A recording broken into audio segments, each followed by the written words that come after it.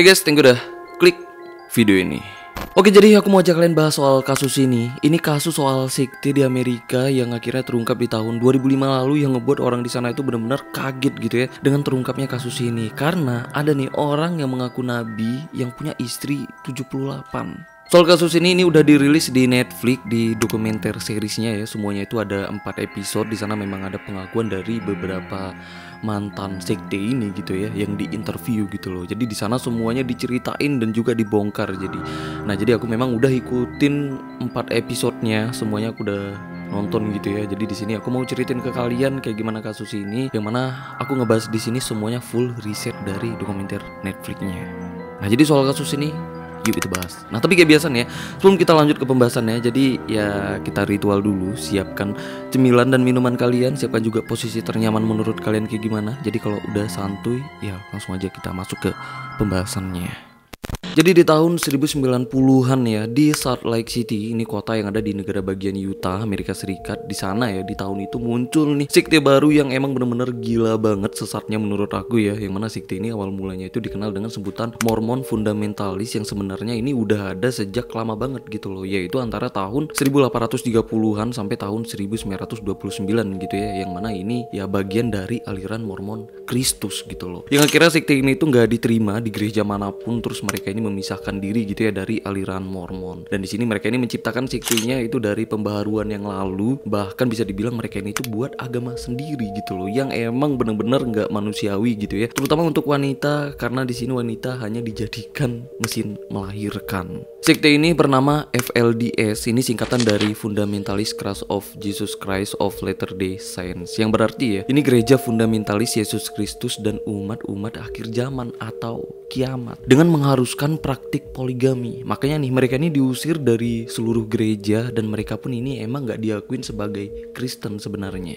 Karena di sekte mereka ini ada nabi terakhir yang bahkan saat itu masih hidup ya, yang bernama Rulon Jeff. Dan dia ini juga sebagai pendiri sekaligus pemimpin sekte sesat ini, yang dianggap sebagai utusan Tuhan, yang dipercaya bisa melihat segalanya, bisa tahu segalanya, bisa hidup mandiri, yang emang dipercaya dengan ribuan pengikutnya di tahun 90-an. Menurut dari interview mantan pengikutnya ya, ini sekte yang percaya kiamat ini udah di depan mata gitu loh. Nah, jadi Rulon ini yang sebagai nabinya itu diutus Tuhan untuk menyelamatkan manusia, terutama lelaki gitu ya, untuk bisa merasakan surga setelah hari kiamat. Syarat untuk masuk surga bukan berbuat baik ya, tapi syaratnya setiap laki-laki itu harus punya istri sebanyak mungkin gitu loh. Jadi makin banyak istrinya, makin tinggi derajatnya di surga. Bahkan ini disebutkan ya angka minimalnya, bahkan dibilang di situ laki-laki itu wajib minimal istrinya itu ada 3 gitu loh. Nah, jadi kalau laki-laki yang istrinya kurang dari 3, ya dia tuh bakal dapat pembalasan Tuhan setelah hari kiamat gitu loh. Bahkan laki-laki yang istrinya kurang dari 3, ya dia ini bakal dikucilkan di komunitas sekte mereka, suaranya nggak dihargain dan juga nggak dihormatin. Terus gimana dengan kaum perempuan? Nah, jadi perempuan di sini hanya dianggap sebagai aset gereja aja gitu ya, nggak lebih dari barang gitu loh. Yang mana perempuan itu memang ditugaskan untuk melahirkan anak perempuan lagi, yang mana tugasnya itu ya untuk meninggikan derajat lelaki di surga. Bahkan sekte ini nggak pernah nyebut wanita ada di surga. Jadi wanita itu cuman penghubung surga aja nih posisinya. Nah, mungkin sekarang kita bisa mikir gitu ya, kok mau sih mereka ini percaya dengan kayak gituan? Nah, mungkin kita bisa mikir kayak gitu, tapi mereka enggak gitu ya, karena mereka ini memang udah dilahirkan dan dibesarkan di sekte ini gitu loh, dengan kepercayaan sekte ini dan juga dengan budaya sekte ini gitu ya. Pasti mereka ini percaya dan takut pembalasan Tuhan itu emang udah dijanjikan gitu loh untuk siapa aja yang menentang ajaran sekte ini. Makanya semua pengikutnya itu harus menyerahkan diri ke Tuhan gitu loh, melalui utusan nabinya si Rulon ini. Jadi nggak ada yang berani menentang. Dan semua keluarga pengikutnya ya itu harus patuh dengan ayah yang sebagai kepala keluarganya, dan ayah ini itu harus patuh dengan nabinya gitu loh. Jadi saling mengontrol kayak gitu. Yang mana aturannya mereka ini harus hidup itu secara terisolasi gitu ya. Jadi mereka ini nggak boleh terhubung dengan dunia luar gitu loh. Mereka nggak boleh nonton film, mereka nggak boleh baca buku, mereka nggak boleh dengar musik, bahkan mereka itu nggak boleh mempelajari ilmiah. Bisa dibilang sekte ini anti banget nih dengan ilmiah. Bahkan semua anak-anak sekte ini itu memang gak boleh sekolah gitu loh. Jadi mereka ini itu cuman boleh sekolah di sekolah yang emang udah didirikan dengan nabi mereka, yang mana sekolahnya itu bernama Akademi Alta gitu ya. Mana di sana anak-anak perempuan itu dididik secara khusus untuk melahirkan anak sebanyak mungkin, dan emang dididik untuk melayani perintah nabi. Jadi kegiatan mereka ini ada pertemuan di gereja sekte mereka ya, yang mana di pertemuan ini mereka ini biasanya itu menentukan pernikahan. Nah jadi gini, untuk semua pengikutnya itu pernikahannya emang ditentukan dengan nabi mereka gitu loh. Laki-laki ini harus menikah dengan perempuan yang mana dan menikahnya itu kapan, di usia berapapun itu, semuanya itu harus ditentukan dan ditunjuk dengan nabinya. Bahkan nabinya ini ya, si Rulon ini itu bisa memilih anak perempuan manapun untuk dia nikahin, berapapun usianya. Bahkan di situ orang tua dari anak perempuan itu harus ikhlas dan harus terima gitu loh, anak perempuannya dinikahin dengan nabinya berapapun usia anaknya. Karena program ini ya, nabinya pun ini jadi rajin banget nikah gitu loh. Yang mana di usianya yang saat itu udah 85 tahun, dia nih punya total istri itu 65, dan kebanyakan dari istrinya itu masih berusia belasan tahun. Karena ini pas aku nonton dokumenternya, aku jadi bingung gitu loh. Karena ini salah satu anaknya Rulon ini yang usianya ini lebih tua loh dibandingkan dengan salah satu mantan istrinya Rulon ini, yang ini. Nah jadi ternyata anaknya yang ini itu memang hasil dari pernikahan dia dengan istri tuanya yang emang usia anaknya itu lebih tua dibandingkan dengan istri mudanya. Nah jadi Rulon ini ya, itu setiap tahunnya dia ini selalu menikahi wanita yang berusia belasan tahun gitu loh, berapapun usianya Rulon ini. Jadi paham kan kalian kayak gimana konsepnya?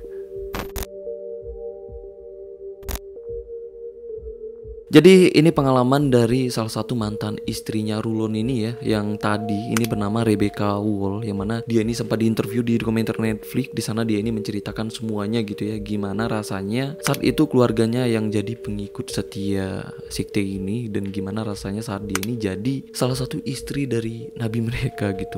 Nah jadi cerita kayak gini. Jadi dulunya istri ayahnya ini ada 2, total anaknya itu ada 25, salah satunya ya si Rebecca ini. Nah jadi dulu ayahnya ini sering banget dikucilkan di komunitas sekte mereka karena istri ayahnya itu cuma ada 2 gitu loh. Karena si nabi mereka itu belum ngasih istri tambahan untuk dia. Nah karena kalau ayahnya ini mau nambah istri itu memang harus dikasih dari nabinya gitu loh. Nah sedangkan yang dirasakan ibunya saat itu ya, itu cuman ikhlas ya demi menjalankan perintah nabi mereka. Terus di acara pertemuan sekte mereka, yang mana semua anggota sekte mereka di sana semuanya ngumpul di gereja mereka gitu ya, dan di situ nabi mereka ini suka banget nih ngelihat Rebecca ini yang saat itu usianya masih 19 tahun, dan nabi mereka ini tuh manggil ayahnya Rebecca ini yang katanya ya nabinya ini bakal menikahi Rebecca, yang emang salah satu wanita tercantik tuh di sana saat itu.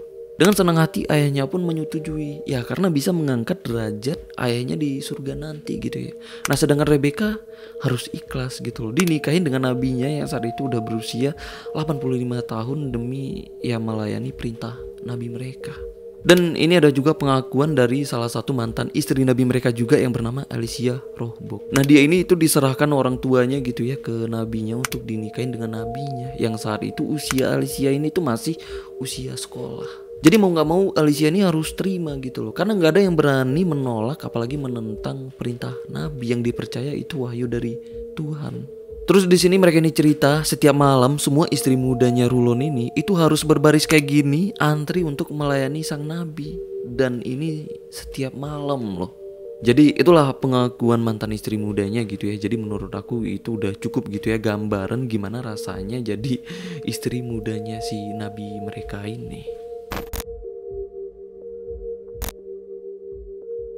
Di tahun 1998, nabi mereka Rulon ini yang katanya bisa hidup abadi ternyata mulai sakit-sakitan nih, sakit stroke gitu ya. Dan ini ada pengakuan juga dari salah satu anak kandungnya Rulon ini yang diinterview di dokumenternya gitu ya. Nah jadi pas Rulon ini mulai sakit-sakitan, Rulon ini tuh udah mempersiapkan tahta kenabiannya itu ke salah satu anaknya yang bernama Warren Jeff. Karena dipercaya Warren ini tuh dapat wahyu dari Tuhan gitu ya, karena dia ini lahir secara prematur dan dianggap cerdas juga. Nah jadi karena ini Warren ini dari kecil itu emang udah dispesialkan gitu loh dibandingkan dengan anak-anak yang lainnya yang berjumlah 62 orang.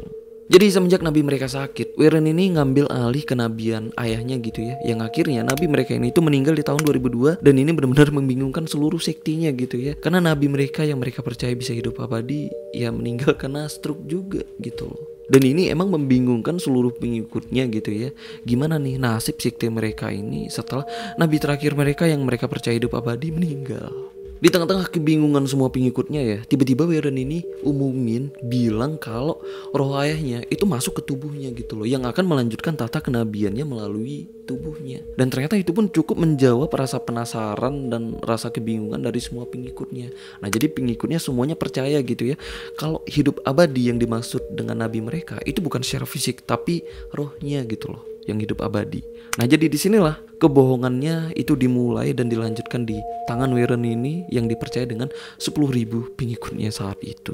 Begitu Warren ini jadi nabi, dia ini langsung ngumumin ini soal protokol yang berjudul Zion Like Science ya, yang berisi tentang kutukan api dan neraka, yang mana semua penjelasannya ini tentang hari akhir atau kiamat.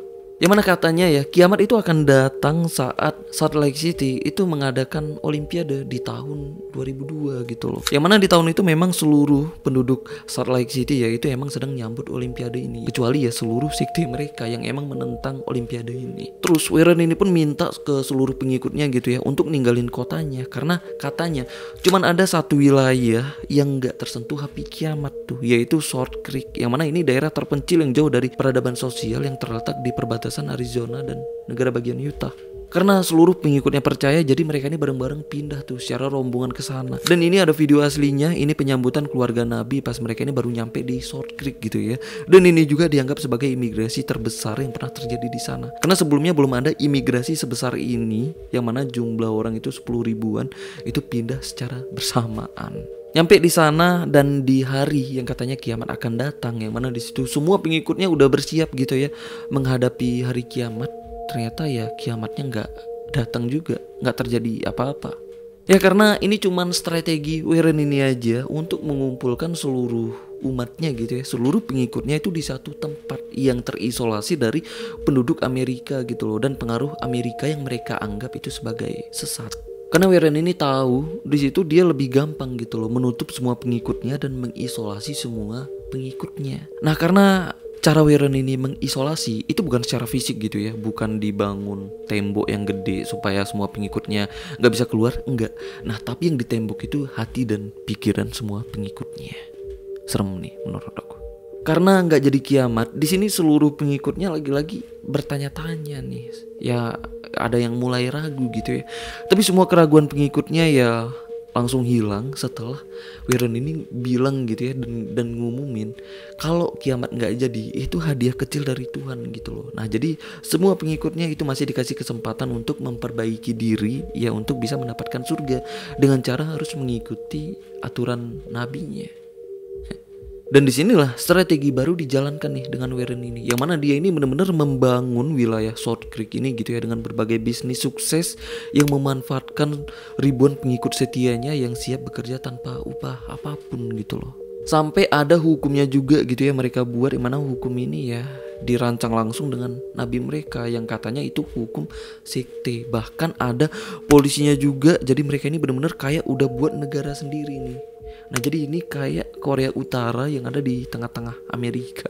Karena semua pengikutnya ini benar-benar terisolasi, nggak boleh tahu apapun soal dunia luar gitu ya. Jadi karena ini nih, mereka ini semuanya gampang percaya dengan doktrin apapun yang dikeluarkan dengan nabi mereka gitu loh. Makanya nih mereka ini nggak pernah berpikir, bahkan nggak berani berpikir untuk melarikan diri. Justru mereka mikirnya orang-orang di luar sana yang gak patuh dengan nabi mereka itu bakal masuk neraka gitu loh. Bahkan ya mereka percayanya orang-orang di luar sana itu sebagai musuh nabi dan musuh Tuhan mereka. Nah jadi kalau mereka kabur dan bersatu dengan musuh Tuhan mereka yang mereka gambarkan itu sebagai iblis, ya mereka gak berani untuk melawan Tuhan mereka sendiri. Makanya nih gak ada yang berani melawan doktrin ini dan kabur dari tempat mereka. Ya karena doktrin ini memang ya udah ditanamkan sejak mereka lahir.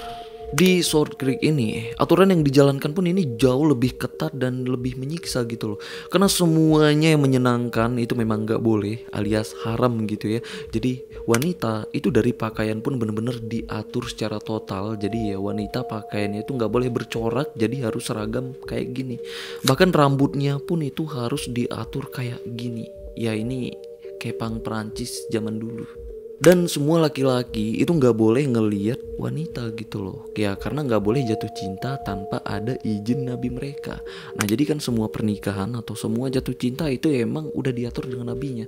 Siapa jatuh cinta dengan siapa, siapa yang menikah dengan siapa. Yang mana strategi ini ya untuk menjaga bibit unggul untuk nabi mereka. Ya karena nabi mereka pun itu butuh bibit unggul atau wanita muda yang cantik untuk dia nikahin gitu loh, berapapun usianya. Dan di sini juga Warren ini menikahi semua istri muda mendiang ayahnya. Ya karena kebanyakan dari istri muda mendiang ayahnya memang masih menggiurkan gitu loh. Nah jadi dia ini menikahi puluhan ibu tirinya dan terus menambah istri mudanya gitu ya. Yang akhirnya ya di tahun 2004 istrinya ini udah berjumlah 78 orang, termasuk ada yang masih berusia belasan tahun. Bahkan nih ya ada yang berusia 12 tahun loh yang dia jadikan istri.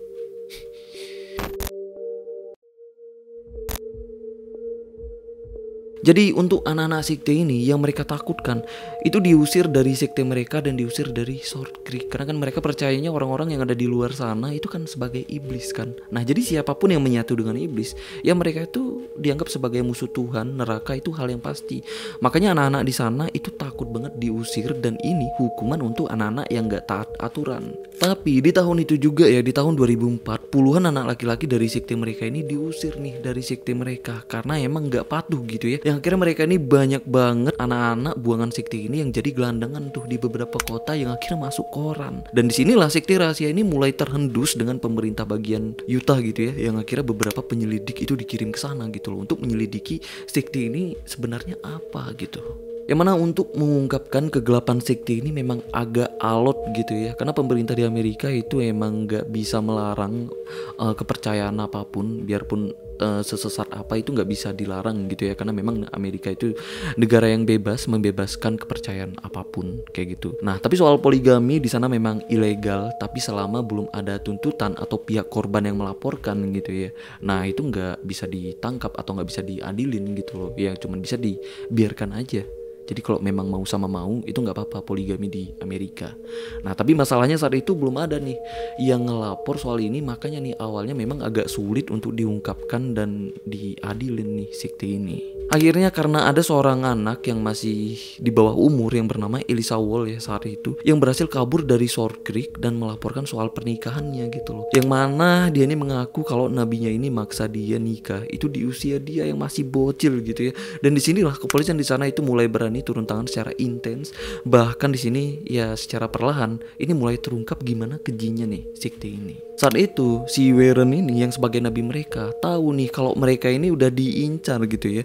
Nah dengan cerdasnya dia ini bangun strategi lagi ya untuk pindah gitu loh. Dimana dia ini buat protokol yang katanya ini wahyu dari Tuhan bahwa orang-orang baik itu akan ditempatkan di Zion gitu ya. Yang mana ini katanya surga yang berada di wilayah lain, yaitu di kota kecil yang berada di El Dorado, negara bagian Texas. Warren ini ngebawa ratusan anak-anak ke sana ya, yang kebanyakan itu perempuan, dan juga ngebawa istri-istri muda dari pengikutnya gitu loh. Yang katanya itu dibawa ke surga yang udah mereka janjikan. Ya padahal ini tempat persembunyian gitu loh. Dan di sini banyak pengikutnya yang udah tua itu dikeluarkan gitu loh dari sekte mereka, yang katanya itu dikeluarkan karena nggak patuh dengan nabinya. Padahal mereka ini dikeluarkan itu untuk mengurangi populasi ya di tempat persembunyiannya gitu loh. Nah jadi kenapa cuman wanita-wanita muda yang dibawa? Yaitu untuk kebutuhan reproduksi dan kebutuhan kepuasan nabinya. Tapi semua pengikutnya mau ngikutin apapun yang diperintahkan dengan nabi mereka, yang mereka percaya itu sebagai utusan Tuhan gitu loh, untuk menghindari iblis.